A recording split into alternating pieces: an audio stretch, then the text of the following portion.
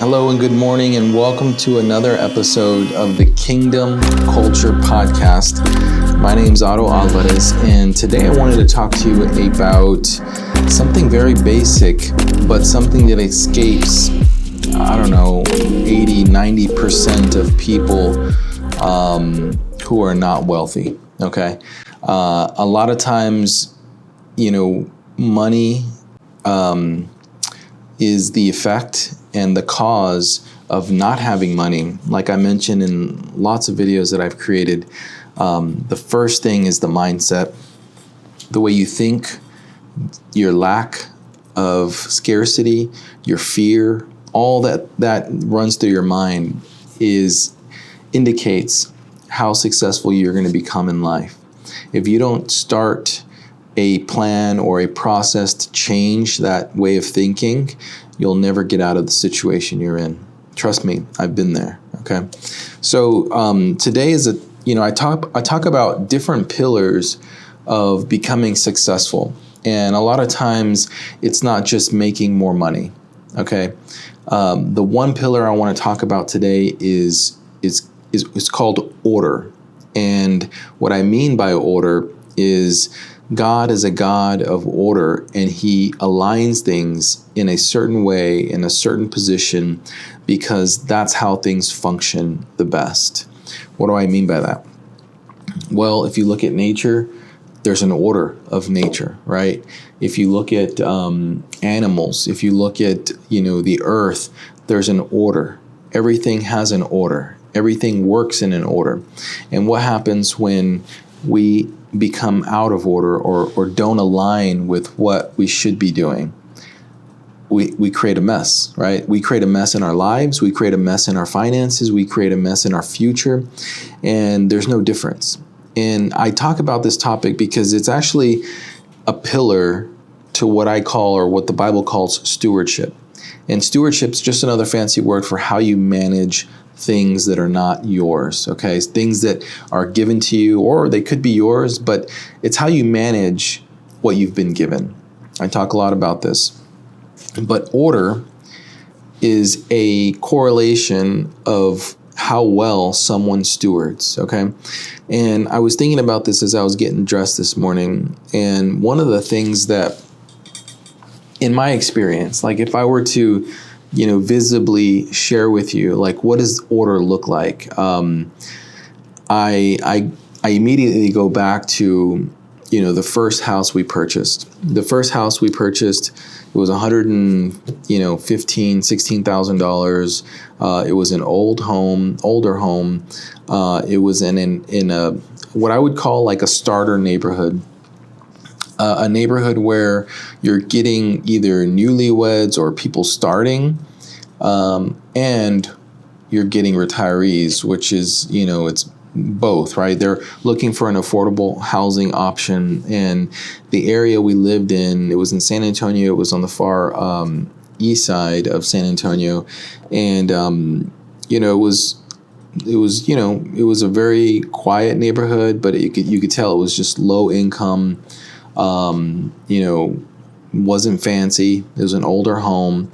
And what I noticed about this area, and, I really never paid attention until God started speaking me and showing me and teaching me different things about finances and how to create wealth. What I noticed is that people really didn't take care of their properties. They didn't clean up the trash outside. They didn't mow the yard often. There was no pride in taking care of something. And I understand, because I was in the same situation. My wife and I, we experienced the same thing. We purchased a house that, we were happy to have a home, but I had a master's degree. I made too much money, and we realized quickly that, hey, we could afford something a lot nicer.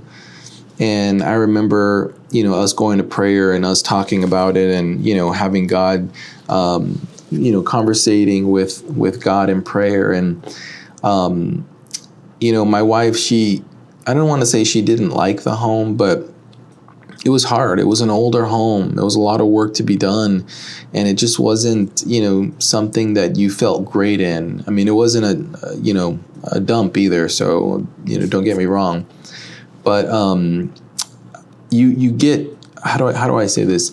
You're not, you don't get inspired to decorate it.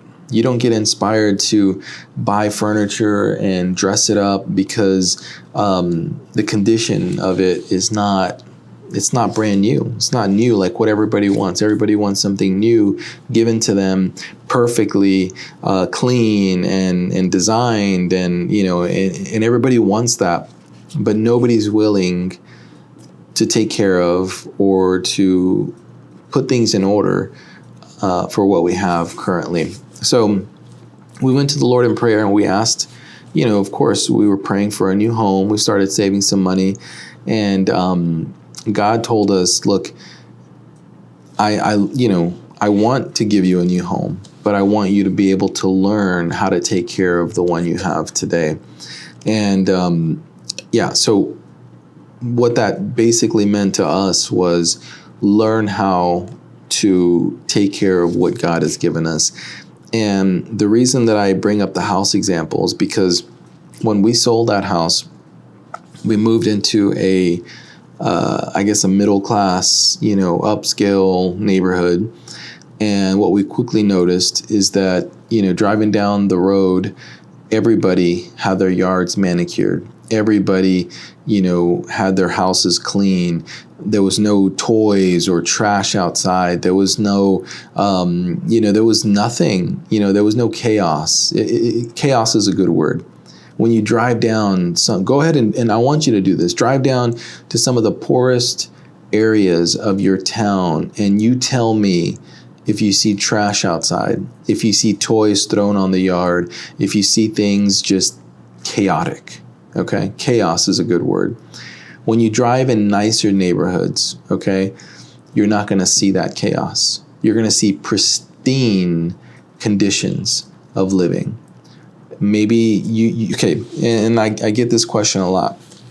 Okay, so they have money, right? They have money to pay someone to clean the yard, and yes, they do, but how do you think they got there? Okay, they didn't just wake up. I mean, I tell you something. I mean, I can give someone who lives in a poor side of town $1 million, and I guarantee you, order doesn't just happen. They're not going to immediately know what to do or how to call the, landscaper. They're not going to care about that stuff. Trust me. They're going to go and they're going to spend money on cars and, whatever. I mean, they're not going to know how to be good stewards of it. So order is something that we need to start learning today. Order. When when there's chaos in your life, you notice that there's a lot of stress in your life. But when you start putting things in order, when you start putting things where they belong, things start to function better. Okay. Now, I say that because we moved to the last neighborhood, and we were in a neighborhood where there was NBA players, there were CEOs of large companies, and so we were in what I would call a high-end neighborhood, and there was security, but everything was pristine. I mean, beyond pristine. It would almost make you feel bad because as soon as the trash got picked up, an hour later, they had it back where it belonged, in the side of the house where they had built a wall for their trash, and everything was in order. Everything was perfectly, situated and taken care of. And that's not something you just wake up and learn. That's not something that you just, from one day to the next. That's not going to happen when you have money. That has to happen before. That has to happen before you can start increasing your salary, before God can start releasing more to your life. Okay. So order. And what I mean by order, I mean everything in your life, like your closet, your house, your car. There's been so many times where I ask God for another car or a better car, And he's like, do you take care of the one that I give you? Is the one that I give you perfect and clean and maintained? And a lot of times, no. I'm on the go so much, and I have kids that, throw things all over the place. But that's no excuse. And so order is something that has to be learned. Learning order is, like I said, it's not something that you're just going to learn from one day to the next. It's something that has to be ingrained into you. It has to become a habit for the way you do things, and there has to be a reason behind it. Like a lot of people, like I said, that 80 to 90% of people who don't have wealth, they don't think it's important. They don't think order is important. They don't think it matters. They really don't care. And that's why a lot of times they stay stuck in the life that they have today and they don't advance. Okay. So advancing and having order, there's got to be some sort of revelation in your life. You have to understand that there is a purpose for it. There's a reason for it. I'll give you another example. Let's say you start a business and you start making a little bit of money. If you don't know how to file your taxes correctly, if you don't know how to, pay yourself correctly, those things can get you in legal trouble. And then all of a sudden you wind up behind bars, in jail, with thousands of dollars in fines because you didn't take the time to learn the order of running a business. Okay. That's just, and it can go up. And I've noticed in my life, like, there's different levels of order. Cleaning your house, that's one level. Organizing your taxes and your income, that's another level. Organizing the structure of a corporation or a trust, or, there's so many different levels. And God, He doesn't allow us to achieve those levels until we've learned how to manage the level that we're on, if that makes sense. Okay. So having order is something that I urge you to seek and to learn and to start with. Like my wife and I, we went to a conference years ago, and the pastor said, go into your closet and put things in order. Start there. Start with something as simple as that, because once you see your closet aligned, everything has a place. And everything's aligned, you will begin to see that there's a purpose for order.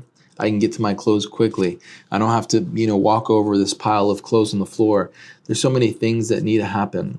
And I realize that now, owning multiple rental properties, that there's an order to doing things. When I buy a property, I have to make sure the plumbing works, the air condition works, the roof is not leaking. There's so many things that have to happen, that have to go in order to make sure that the people that rent the places are safe, that they're in a comfortable environment, and that there's no chaos. Chaos is the enemy of order. And if you experience nothing but chaos in your life, then that ought to tell you there's something wrong. Okay? There's something wrong that's not working the way it should work, because God is a God of order. He's a God of peace. When we start applying and following His rules and laws in our life, we receive peace. And I'm not going to say there's no going to be trials, but He will be with us in trials. You'll have peace in the middle of the storm. Okay. So I urge you today to if you want to become wealthy, I'm talking about things that nobody talks about. On YouTube, there's hundreds and hundreds of financial gurus that don't mention this because they don't understand the foundation of building true wealth, true lasting wealth. It starts here, and there has to be some habits that are formed before you can start increasing your salary. You can go get 1 million jobs and you can make all the money in the world, but you'll lose it the next day if these things aren't in place. If you don't learn the principles that God has established for building wealth and how it works in our lives, okay?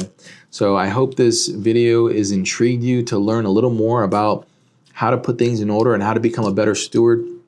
I have a course that I've released a couple months ago called Kingdom Mindset. It's my story, and it teaches you how to overcome a scarcity mindset.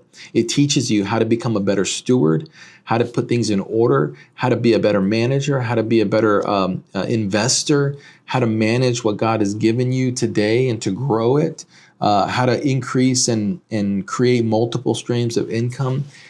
This course, it's jam-packed with such good, valuable information, not only from my personal experiences, but from the Word of God. Okay, so the link is in the description. Take a look at it. It's an amazing course that'll help transform your mindset and get you on the right track to creating true and everlasting wealth for you and your family. God bless.